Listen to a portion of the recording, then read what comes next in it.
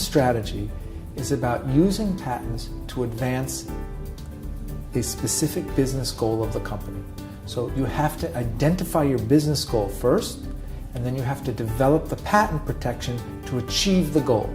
If it achieves the goal, you proceed. If it doesn't achieve the goal, don't waste your money.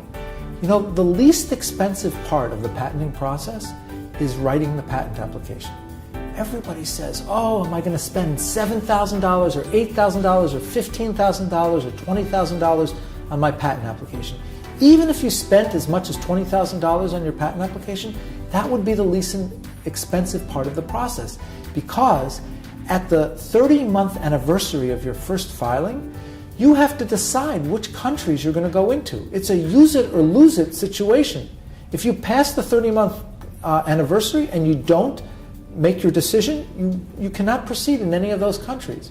And if you pick 5 to 7 industrialized countries of the world, US, Europe, China, Japan, Korea, Canada, Australia, Brazil, countries like that, you pick 5 to 7 of those, it's going to cost you over the life of that patent, nationalizing it in all those countries, it's going to cost you between $190,000 and $250,000 over the life of the patent.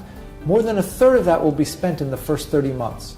If you know that you're going to spend that kind of money, that you're going to have to spend that kind of money on each patent, you've got to make sure you get it right at the beginning. And that's where patent strategy comes in. And a lot of times we see companies that cut corners, and then years later they realize that they saved themselves a few $1,000s at the beginning, but in the end they have portfolios that are worthless.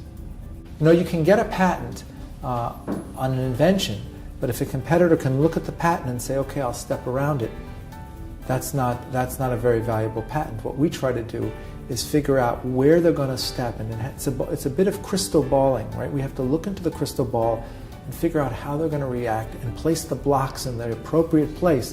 And sometimes that means not just protecting your invention, but protecting alternatives that you didn't think of until you went through this process with us.